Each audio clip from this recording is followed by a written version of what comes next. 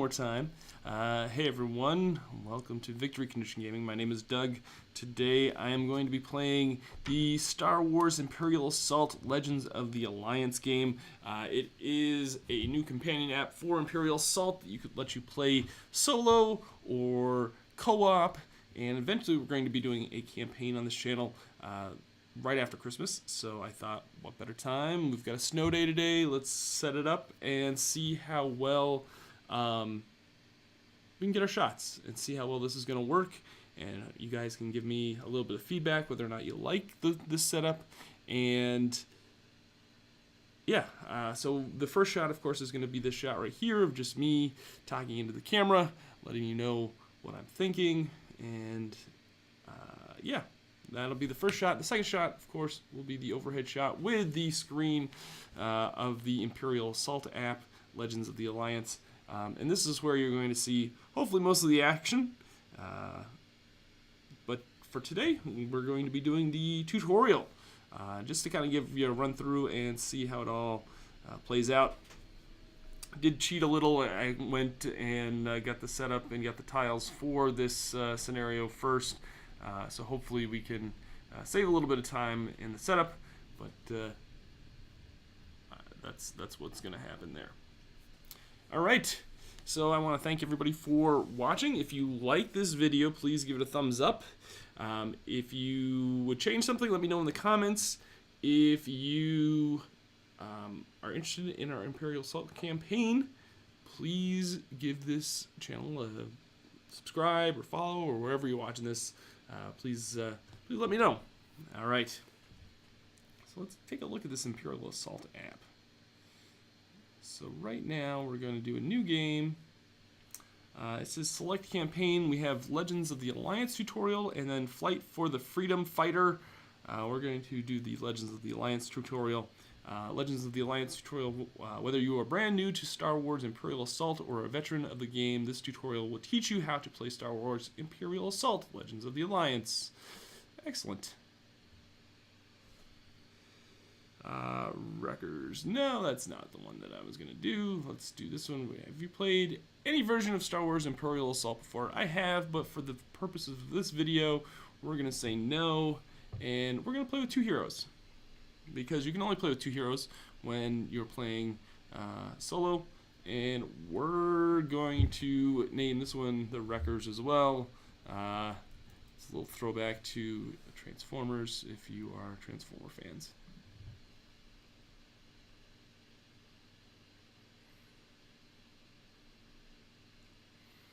Alright, from within the secret rebel base on Yavin 4, you listen anxiously as the pilots of Red and Gold squadrons face down the Empire's ultimate weapon, the Death Star.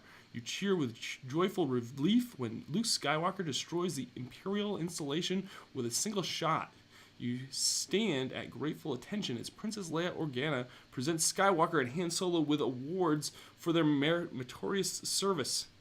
Yet the ceremony has hardly finished when Rebel Command orders a full evacuation of the Yavin 4 base. You help load the transports, uncertain how long you will have until the Empire arrives. Excellent. Elio 42 looks good. Nothing wrong with the pre-setup. Thank you, my friend. I appreciate that. So we're going to launch this mission.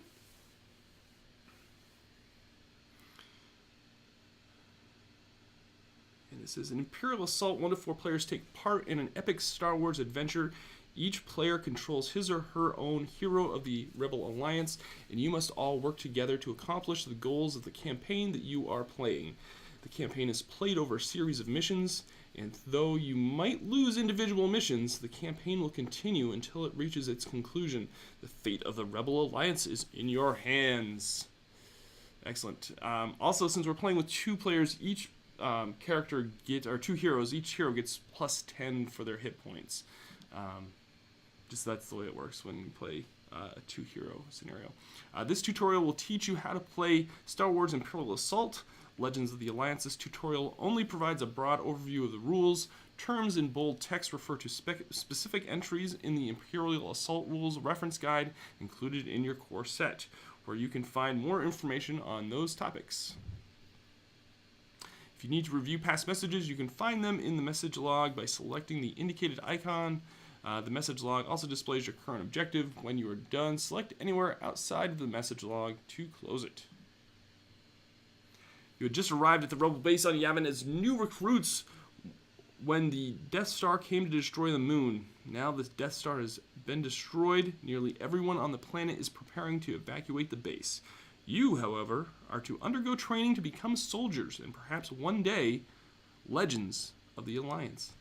Italicized text tells a story of what is happening in the game. Non-italicized text is rules and explanatory text that instructs you about what you are to do. Missions in Imperial Assault are played on maps made up of double-sided tiles. The app will tell you which tiles you should place and when. If you need help identifying any of the game's pieces, check the component list in the Learn to Play document that came with your Imperial Assault core game. I gathered the following tiles. I have gathered all of those tiles. I've put those two down. The air is hot and thick with humidity. The sounds of the dense, lively jungle surround you on all sides. Place tiles 2A and 18A and one door on the table as indicated, which is what that setup is. Place a door token and a plastic stand on the edge indicated by the door icon. You can move the map around the screen by dragging it. You can also zoom in and zoom out on the map. Excellent. Place the Yin Odin figure in the indicated space. Choose a player to play as Yin Odin and give that player the hero sheet and class cards with Yin's picture on them. Place the hero sheet with the red background side face down. Oh, I did that wrong. Of course. That's when they're wounded and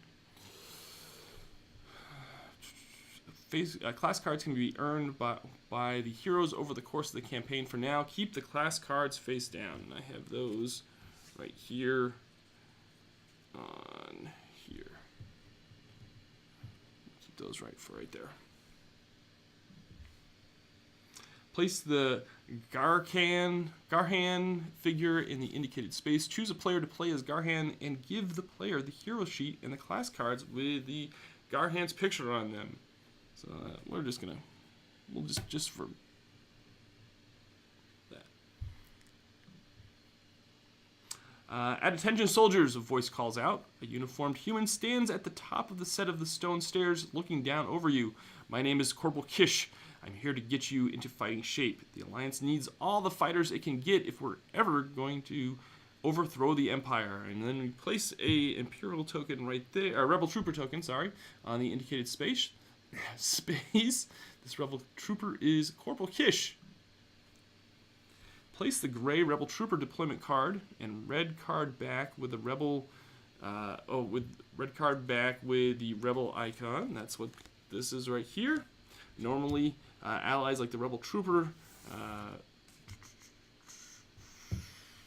will be under the player's control, but for the purpose of this tutorial, the app will tell you what to do with Corporal Kish. Round 1. Missions are divided into a number of rounds. Within each round, each figure, hero and ally, gets to perform one or more activations. This round ends when all the figures have finished their activations. The order in which the rebels perform the activations is decided by the players. So it's very similar to the Road to Legend app. During a figure's activation, that figure performs up to 2 actions. A figure can perform the same action more than once during its activation. Let's get moving, Kish says. We've got some combat training to do. Corporal Kish will activate first. Kish walks down the stairs and stops next to the gate leading out of the courtyard. Corporal Kish's first action will be a move action. For more detail, see movement in the rules reference guide. When a figure takes a move action, that figure gains movement points equal to the figure's speed as denoted on its hero sheet or deployment card. For in the case of the Rebel Trooper, those movement points may only be used during the figure's current activation. So it costs 1 movement point for a figure to move to an adjacent space, orthogonally or diagonal. Colored lines like those highlighted indicate the presence of terrain. Black and red lines, both solid and dashed, block movement.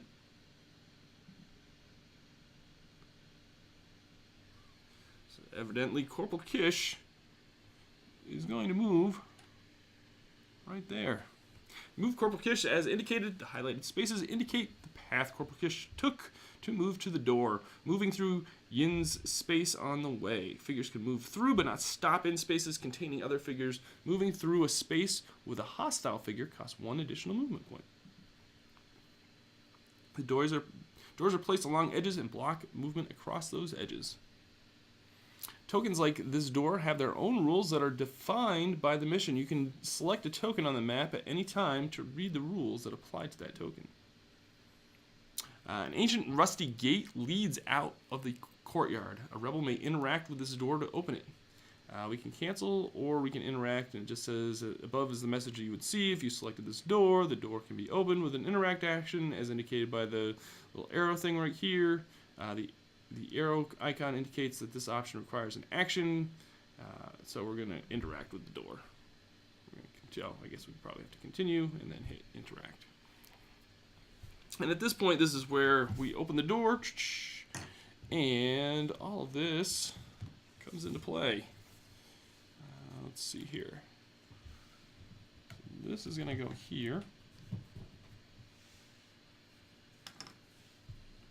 That's going to go there.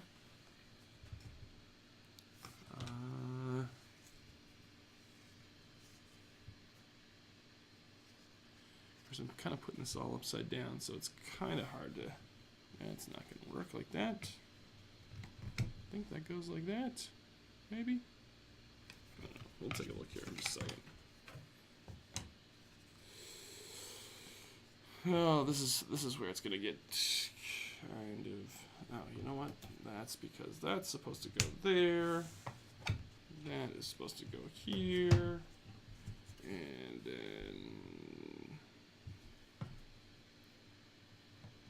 supposed to go there.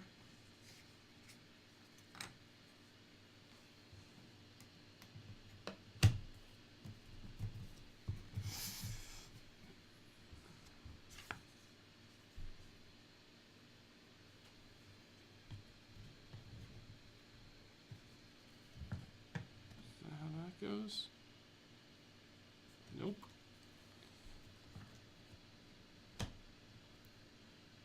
Of course, this is how it's going to... It's kind of what I wanted to avoid when I... Oh, that's not going to be right. Of course. So it goes like... Pretty much this is just going to be a stream of me trying to assemble all of this together, and that is how that works. Like that. Let's make sure that that is in plain sight for everybody. We're going to move that over here.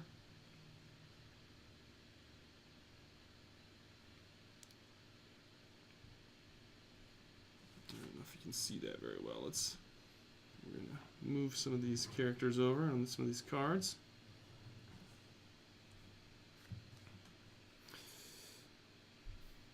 Sorry about this. Alright. And let's do this here. So we open the door and place the tiles, and indicates you'll be using 2 copies of tile 18, which is what I grabbed. Several crates containing your gear await you on the other side. Place 2 crates as indicated. So I know I have the crate tokens.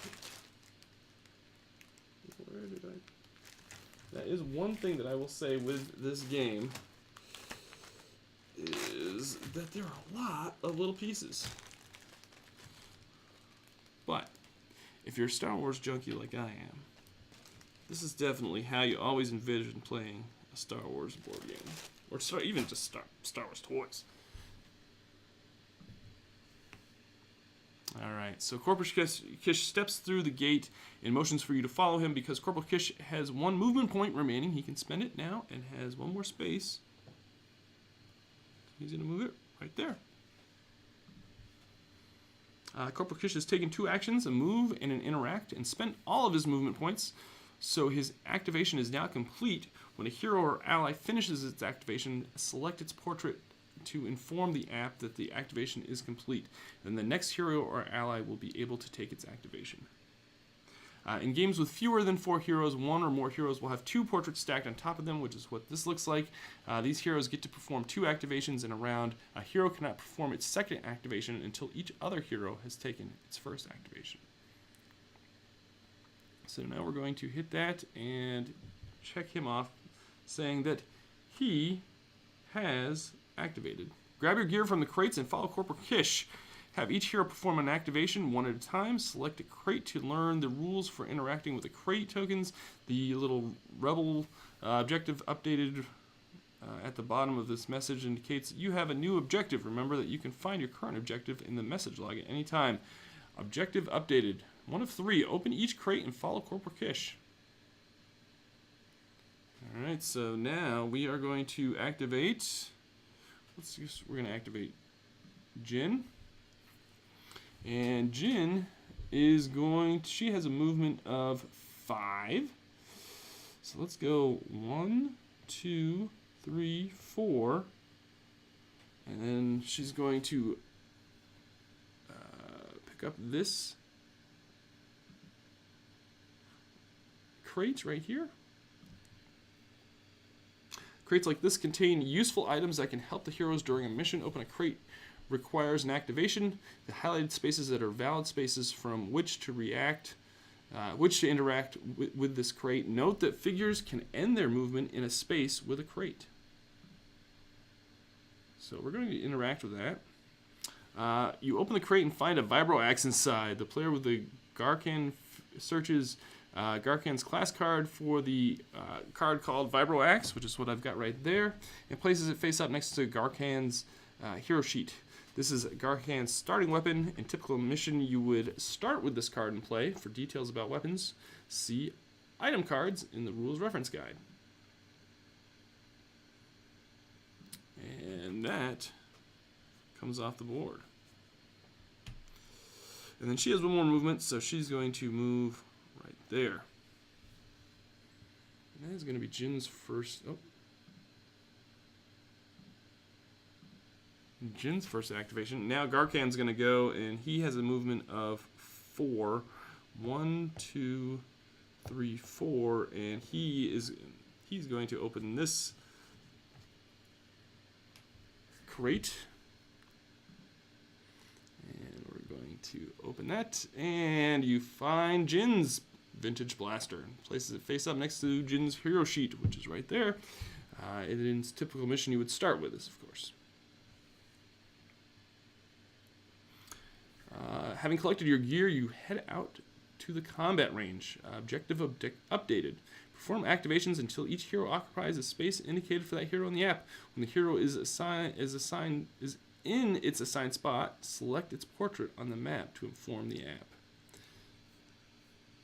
Note that these spaces contain difficult terrain as indicated by the blue outline. To enter any of these spaces, the hero must spend 1 additional movement.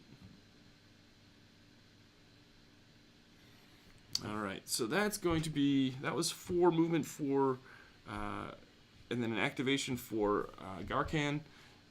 So we are going to end his activation.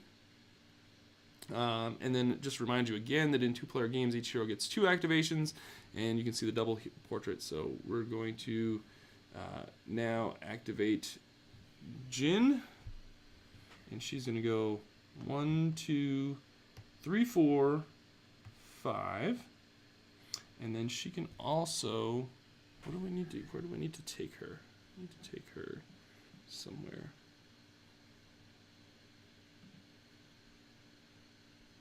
She needs to be right here, it looks like. So then her other activation is just going to be to go right there. And that's going to do it for her. And then Garkan, he is going to go, he's got a speed of 4. 1, 2, 3, 4. No, I guess I can't go that far. 1, 2, 3, 4. And that's going to be the end of his activation. And then it goes to round 1. Corporal Kish takes off at a jog through the jungle. Corporal Kish will now activate next. He performs his 2 move actions. Where's he heading off to?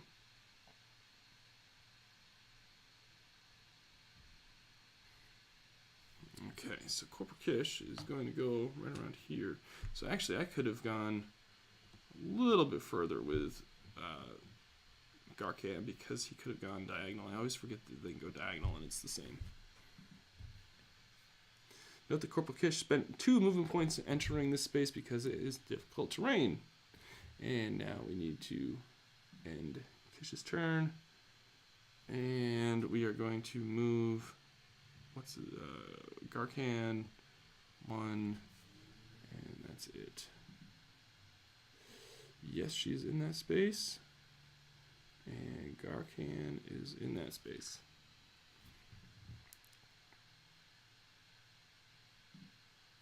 So we are going to end Garkan's turn because he got in that space. All right, let's get you some combat trading, Kish says. He moves some branches away from a small computer terminal you hadn't noticed before. Place 1 terminal token as indicated. Let's find a terminal token.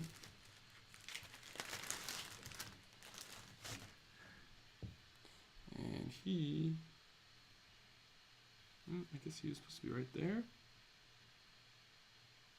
I guess he's supposed to be right there.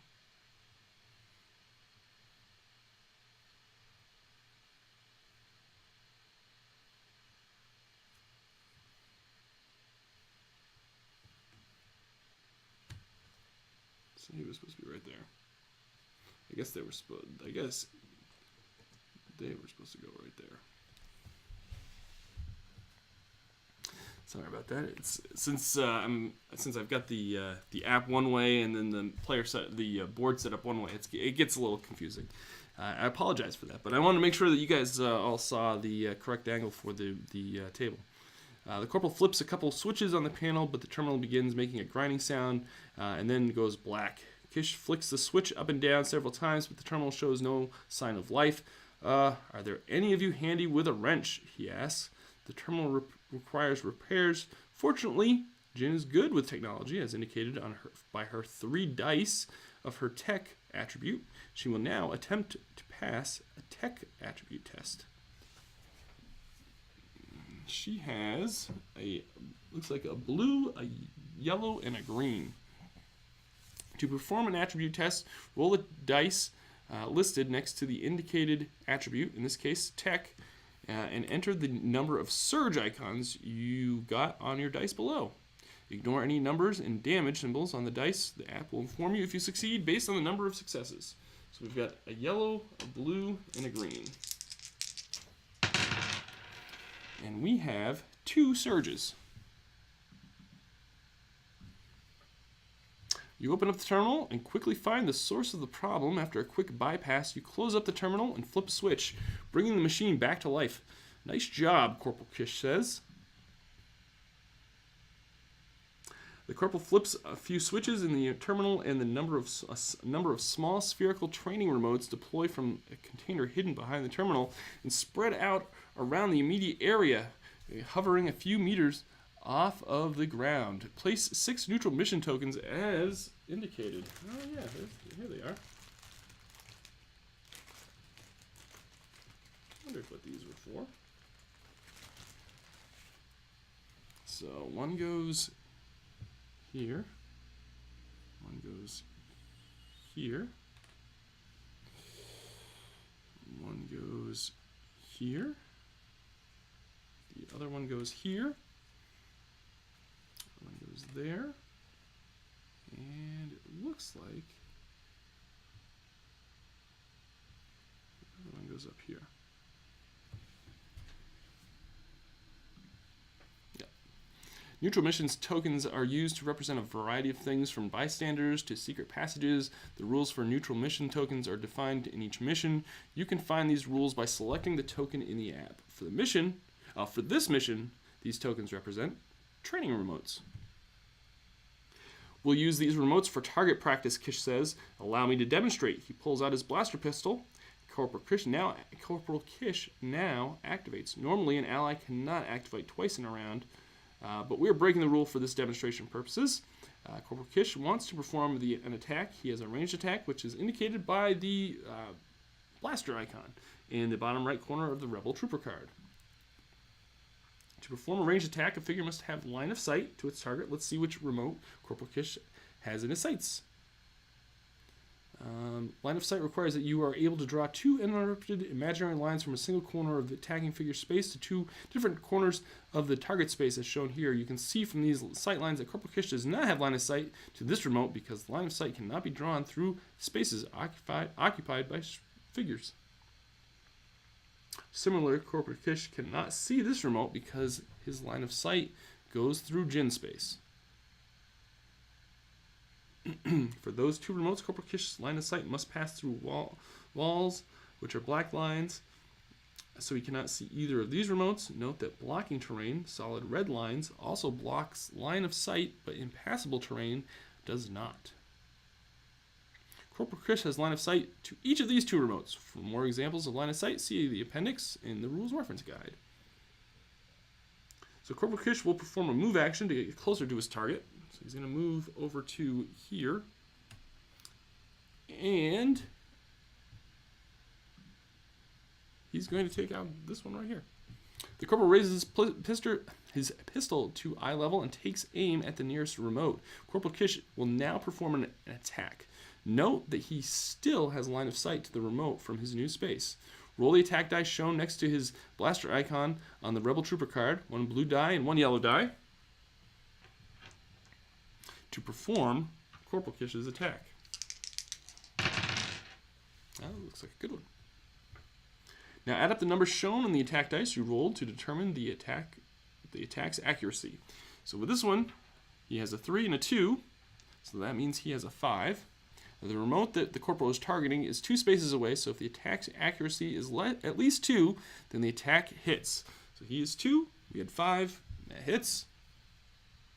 Now to determine the damage, count the number of damage icons showing on the 2 attack dice and place that many damage tokens next to the remote on the map. If the remote has damage tokens equal to or exceeding its health of 3, the remote is destroyed. Remember, you can find a token's rules, including its health, by selecting it in the app. See attacking objects for more information. When a remote is destroyed, select it in the app and choose the destroy option.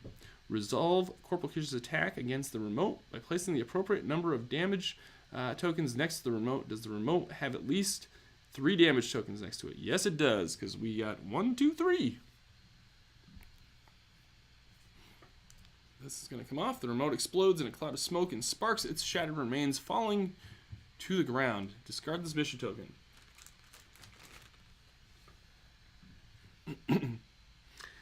You may have rolled 1 or more surge icons on the attack dice. Ignore those icons for now. They will be discussed later.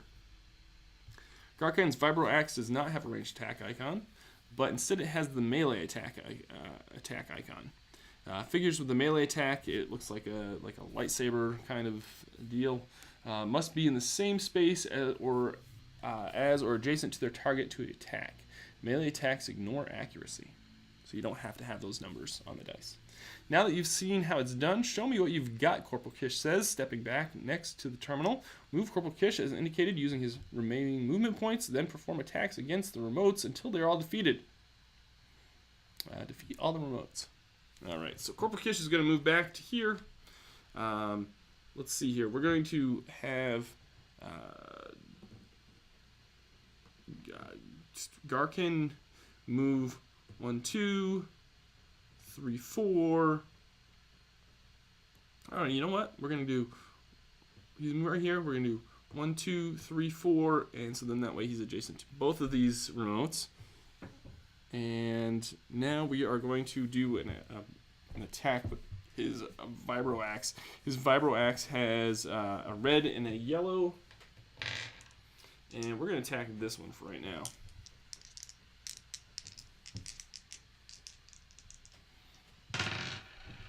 So he has 3 and a surge, and normally you could use the surge to do some of the options on his Vibro Axe, but we're not. I guess we're just discarding that for right now with this tutorial. So he's going to take out this one right here.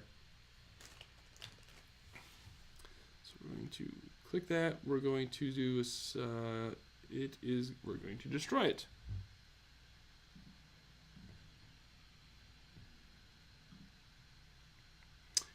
And a surge. So here we go. Surge icons allow you to enhance your attacks. For each surge icon rolled during attack, the attacker may use one surge ability. Each surge ability can be used once per attack. Surge abilities are listed on each ally's deployment card and each hero's weapon.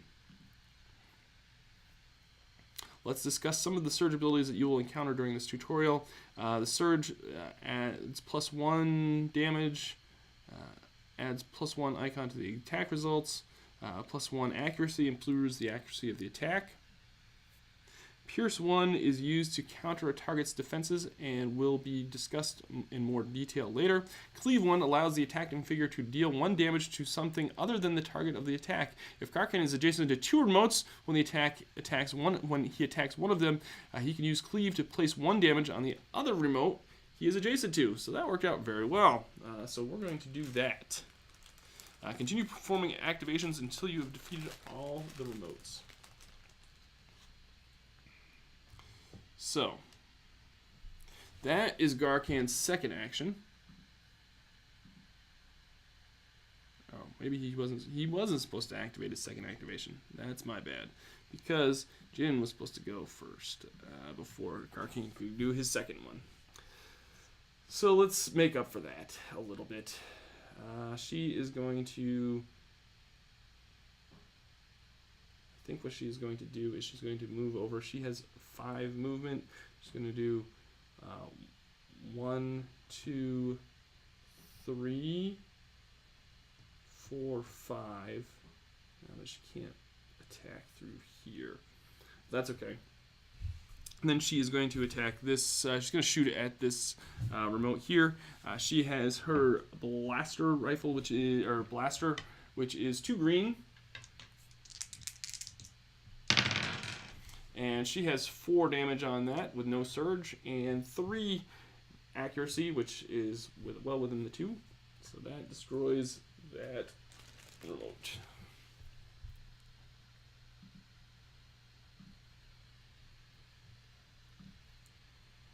And that's that. The remaining remotes now have a defense die. There are 2 colors of defense die, black and white. The remotes roll a white defense die when targeting an attack that has 1 or more defense die. Roll the defense die at the same time you roll your attack dice. Each block, which is a little triangle symbol, rolled on the defense die cancels 1 damage, and each evade rolled cancels 1 surge. If a defense die shows a dodge symbol, which is like the X with the circle, kind of looks like the X-Men icon, the attack misses totally and the target takes no damage. For more details on defense dice, see attacks in the rules reference guide. The pure surge ability can be used to ignore ignore block symbols. For example, using a Pierce 2 ability allows 2 block icons to be ignored. Alright, let's take out these new remotes, and then the Corporal is interrupted by a chirping of his comlink. He listens to the device for a moment, then continues. That was the command center. I'm needed back at the base. Take out those remotes. I should be back by the time you are done. Remove Corporal Kish from the map. Perform activations until you've defeated the rest of the remote. So we're going to take Corporal Kish off the board. And that was Jin's first activation. So now we can, let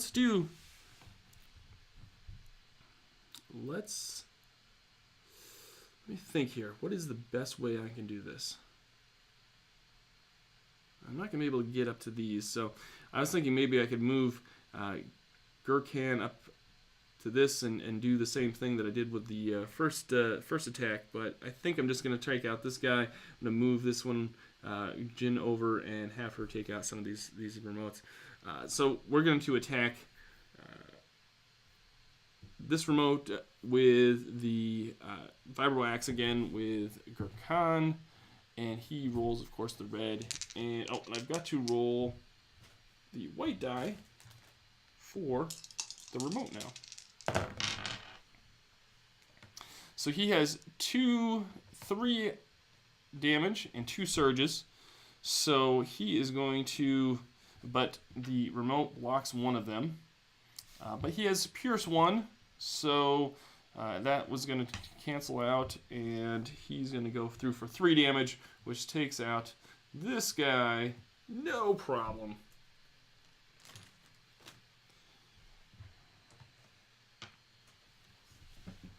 So we're going to then click on this one. And of course, we rolled for the defense. We're going to discard that. So that was his first activation. His second activation is going to be 1, 2, 3, 4. And that is going to be Gurkhan's second activation. And now Jin is going to move over here. 1, 2, 3. And then she's going to, actually I guess she could go right here, but we'll go right here for right now. 3, and then we'll take a shot at that remote, and just make sure you guys can see this just fine. Yeah. She gets to roll her 2 damage, her 2 green, and the remote rolls 1 white. She gets 2 surge, no damage, and the remote blocks it totally.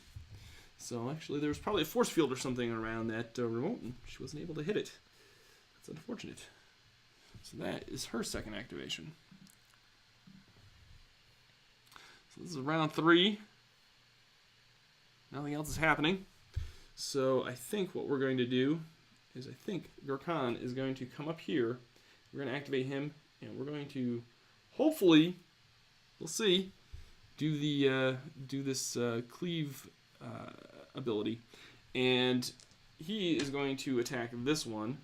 Hopefully he can take out that one as well, or at least do some damage to it. So he's got the red and the yellow. Alright, so he did 3 damage. He's got 2 surges, so, and he's got one little circle thing, so that's going to take care of 1 surge. So he's got 1 that is going to do, well, we can either do cleave or pierce 1. I think we're going to do the pierce. I think pierce 1 has to go first.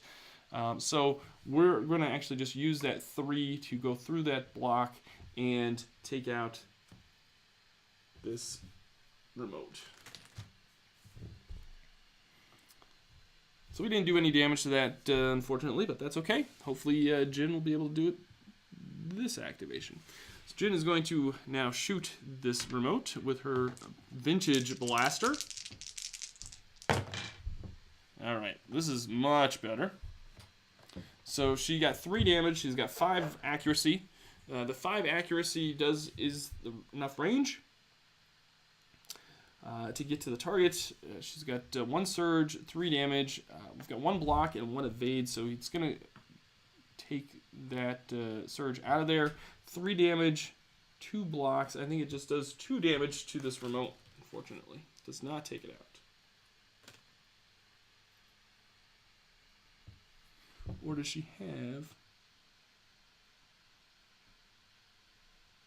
Yep, and that's all it does. It's going to just do 2 damage to that remote. That's going to be Jin's.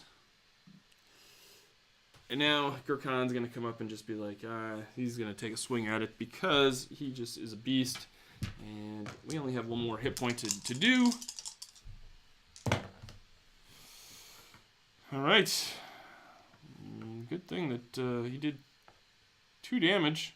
It's kind of like not a very good roll, but did 2 damage. Of course, that doesn't apply because did not get any surges, so that takes this remote off the board. Oh, and I forgot to take this one.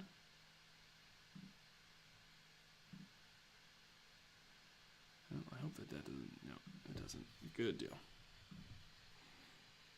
The last remote is just exploding in a ball of sparks and fire. When a single comes, across the comlink channels. Alert! Alert! Imperial forces have landed.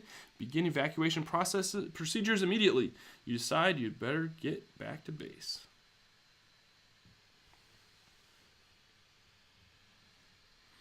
I think that might be the first mission.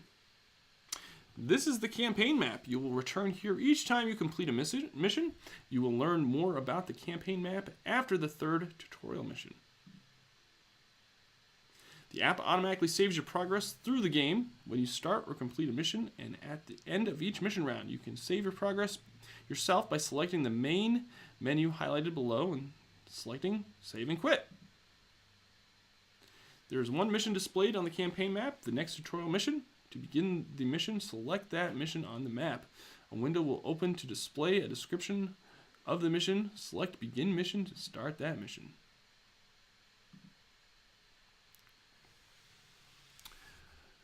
Yavin 4. So that's, we'll save it right at this point. I think this is a good point to, I think that's a good point to just stop and let folks just take a look at the game. Give me a little bit of feedback as to whether or not you like this setup. I think the setup worked fairly well. This is kind of what I'm going to use for the campaign, which will be that first scenario that you see right there. It should be a lot of fun. I'm hoping to have a maybe even possibility of having a rotating second chair to take a couple of these heroes and, you know, hopefully we won't just have two rebels this whole campaign, and instead having 4, which would be great, because then that way you give everyone a good chance to see the various abilities and weapons of the rebels that come with the core set. So if you don't have Star Wars Imperial Assault, I'm going to say if you are a big fan of Star Wars, definitely pick this game up with the app. It's kind of, I've been waiting for this app to come out for quite some time. It's just, I love games like this where the app takes over that overlord player so that you don't have to have a person being the bad guy.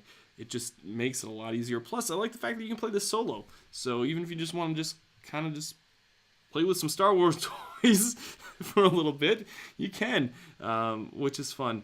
And there's a lot of content in just the core box. Of course, they want you to buy all the villains and the allies packs, which, you know, I've got some of those upstairs, which I'll need to add to this collection before too long.